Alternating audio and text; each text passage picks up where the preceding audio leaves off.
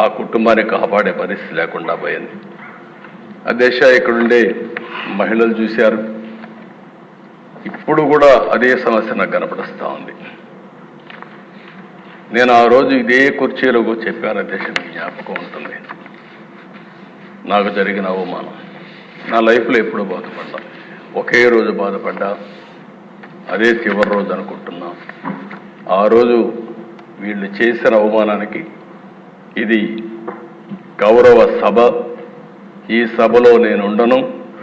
గౌరవ సభ చేసిన తర్వాత మళ్ళీ క్షేత్రస్థాయిలో గెలిచి ఈ సభలో అడుగు పెడతానని ఆ రోజు. ఇప్పుడు కూడా దేశ నాకు జ్ఞాపకం, ఆ రోజు మైకు కూడా ఇవ్వాల, ఇట్ ఈజ్ ఓన్లీ రికార్డ్. అక్కడి నుంచి ప్రజల్లోకి వెళ్ళాం, మళ్ళా తిరిగి ఇక్కడికి వచ్చాం.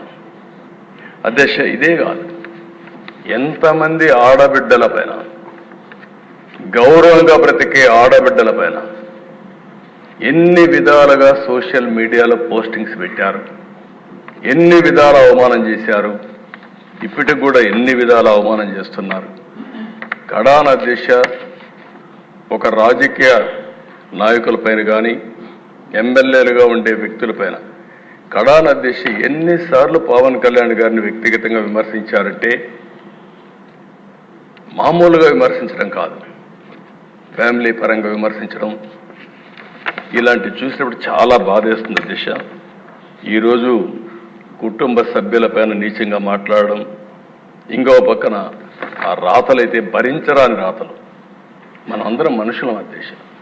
ఎప్పుడైనా సరే ఓసారి ఇష్టానుసారంగా ఇలాంటివి వచ్చినప్పుడు ఓసారి మనసు చాలా చివుక్కుమట్టుంది, చాలా బాధ కలుగుతుంది. అలాంటి జరిగే పరిస్థితి వచ్చింది.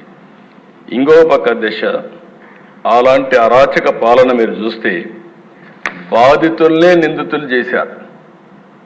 తప్పు చేయలేదు వీళ్ళు, కానీ వీళ్ళే వాళ్ళు కొడతారు, తప్పుడు కేసు పెడతారు. అలాంటివి కూడా చేసే పరిస్థితి వచ్చారు. ఇంకొక పక్కన సిబిఐ కూడా పనిచేయలేని పరిస్థితి రాష్ట్రంలో.